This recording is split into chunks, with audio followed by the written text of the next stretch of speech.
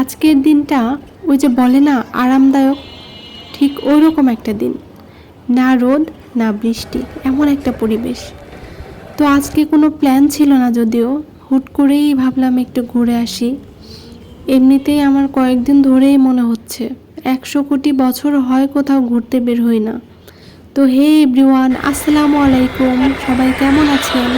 আমিও আলহামদুলিল্লাহ ভালো আছি। তো আমরা আজকে কোথায় কোথায় ঘুরলাম, কি কি করলাম, সেটা নিয়েই থাকছে আমার আজকের ব্লগ। তো চারপাশ দেখেই নিশ্চয়ই বুঝতে পারছেন কোথায় এসেছি। প্রকৃতি, গাছপালা আর রেল লাইন, এই জায়গাটা এলেই মনটা একদম তর তাজা হয়ে যায়। চারপাশে সবুজ, বাতাসে একটা আলাদা ঘ্রাণ। তো আমি তো নেমেই রেল লাইনে হাঁটতে শুরু করলাম। আমি মোবাইলটা বের করে ভিডিও করতে করতে পিছনে তাকাতেই একদম হয়ে গেছি। রেল লাইনের যে পাশে দাঁড়িয়েছিলাম সেই পাশ থেকেই কোনো আগাম শব্দ ছাড়াই ট্রেন আসছে।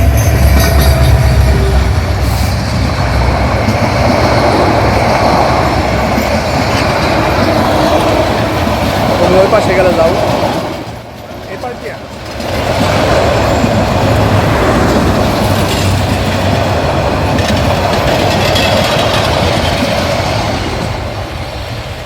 আর একটু হলেই তো ট্রেনটা আমার ওপর দিয়ে উঠে যাচ্ছিল।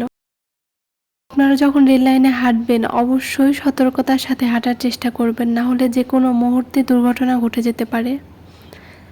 তো এই যে আমার রুমমেট একা একাই সে হেঁটে যাচ্ছিল, আর এই যে আমরা হাঁটতে হাঁটতে রেল লাইনের পাশে আমরা একটা মাঠ দেখতে পেলাম। সেখানে আবার ছেলেরা ক্রিকেট খেলছিল।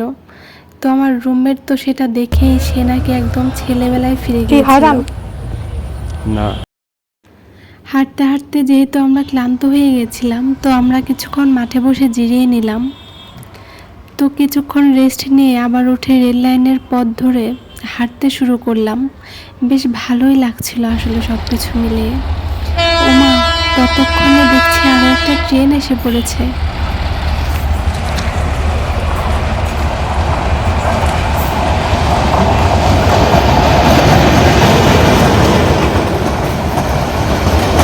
ছিক ছিক ছিক ট্রেন চলেছে, ট্রেনের বাড়ি কই।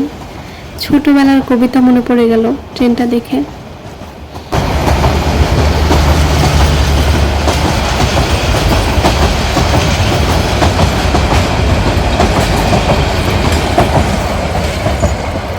ট্রেন আসার দৃশ্যটা যে আমার এত ভালো লাগে, শুধু এটা দেখার জন্যই আমি বারবার এখানে আসতে চাই। তো রেল লাইনের পাশেই দেখলাম অনেক অনেক বনফুল ফুটে আছে। কি নাম আমি জানি না যদিও, কিন্তু খুবই সুন্দর দেখতে। আচ্ছা, আপনারা কি কেউ জানেন কি নাম এই হলুদ সুন্দরীর? তারপর আমরা আবার বোটবাজারের দিকে রওনা হলাম, যেহেতু রাত হয়ে যাচ্ছিল। তো পৌঁছাতে পৌঁছাতেও আসলে রাতই হয়ে গিয়েছিল। তো গাজীপুর শহরে আমার একটা জিনিস ভীষণ ভালো লাগে, সেটা হচ্ছে মন চাইলেই আপনি 2-3 কিলো পার হয়ে গ্রাম থেকে ঘুরে আসতে পারেন। এখানকার গ্রামগুলো এত সুন্দর, একদম সাজানো গোছানো, পরিপাটি। বোটবাজারে আমরা উজ্জ্বল ভাইয়ার দোকানের সামনে নেমে ওনাকে বললাম, ভাইয়া চলেন কোথাও একটু বসি। তো ওনাকে নিয়ে কিছুক্ষণ বসে আমরা হালকা খাওয়া দাওয়া করলাম।